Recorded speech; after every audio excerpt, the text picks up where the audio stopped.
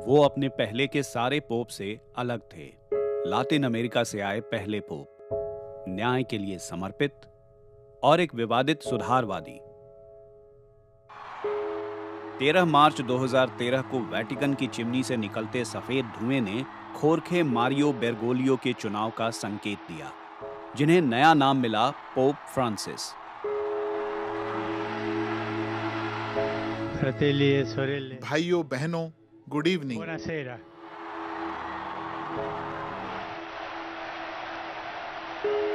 विनम्रता इस धर्मगुरु की सबसे बड़ी पहचान थी।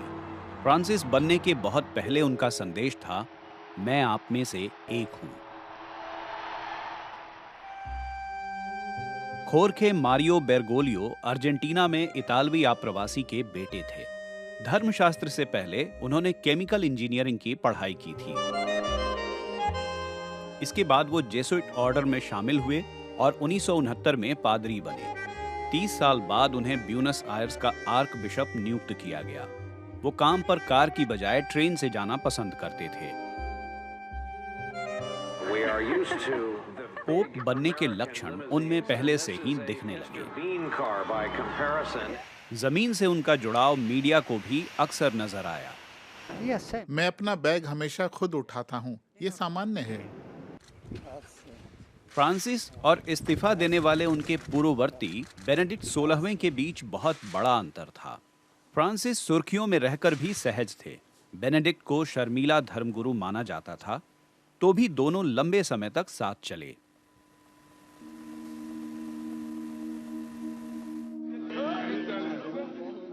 फ्रांसिस खुद को हाशिए पर मौजूद लोगों की आवाज मानते थे। उन्होंने यूरोप में शरणार्थी संकट के दौर में रिफ्यूजी कैंपों का दौरा किया,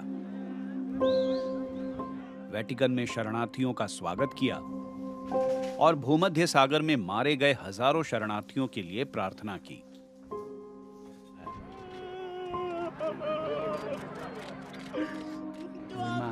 सागर एक कब्रगाह।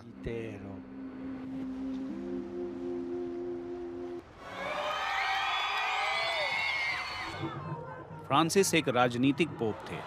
उन्होंने कोलंबिया और सेंट्रल अफ्रीकन रिपब्लिक में शांति वार्ता का समर्थन किया। ओबामा प्रशासन के दौर में उन्होंने क्यूबा और अमेरिका के रिश्तों की कूटनीतिक बाधा को मिटाने में अहम भूमिका निभाई।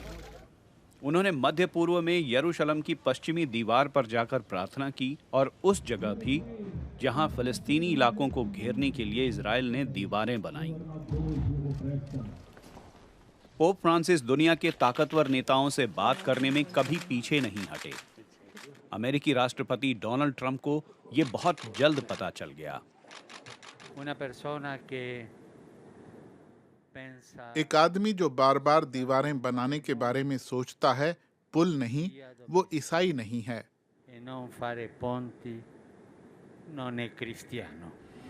हालांकि फ्रांसिस का दौर विवादों से मुक्त नहीं था। उनके घर लातिन अमेरिका में आलोचकों ने उनके खिलाफ विरोध प्रदर्शन किए। युवा पादरी के रूप में उन पर 1970 के दशक में अर्जेंटीना के क्रूर सैन्य शासन के खिलाफ नहीं बोलने के आरोप लगे। कैथोलिक चर्च में यौन दुर्व्यवहार के विवादों का ठीक ढंग से निपटारा नहीं करने के भी उन पर आरोप लगे। बहुत से रूढ़िवादी चर्च को बदलने की पोप फ्रांसिस की कोशिशों को लेकर भी आशंकित रहे।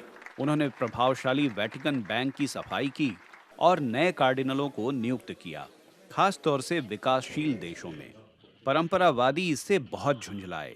इसके बाद फ्रांसिस ने एक समलैंगिक जोड़े से मुलाकात की और उनके जीने के तरीके को समझा। अगर कोई समलैंगिक है और अच्छी नीयत से ईश्वर को ढूंढता है, तो मैं जज करने वाला कौन हूँ? वेटिकन में बहुत से लोगों के लिए पोप का यह बयान सोच से परे था। फ्रांसिस ने इसकी आंच झेली। रोम का सुधार मिस्र के नरसिंहों को टूथ ब्रश से साफ करने जैसा है। 2023 की शुरुआत में वो आधुनिक दौर के पहले पोप बने जिसने दूसरे पोप का अंतिम संस्कार किया। पैदल चलने में दिक्कतों के बाद भी फ्रांसिस ने अपने पूर्ववर्ती पोप के ताबूत को आशीर्वाद दिया।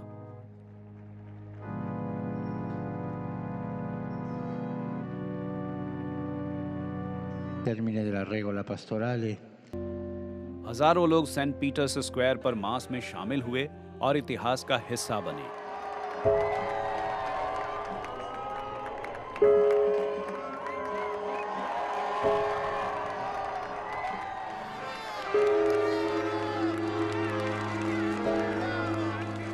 पोप फ्रांसिस की विरासत उनके धार्मिक संवादों से ज्यादा इस बात के लिए होगी कि वे आम लोगों के पोप बने।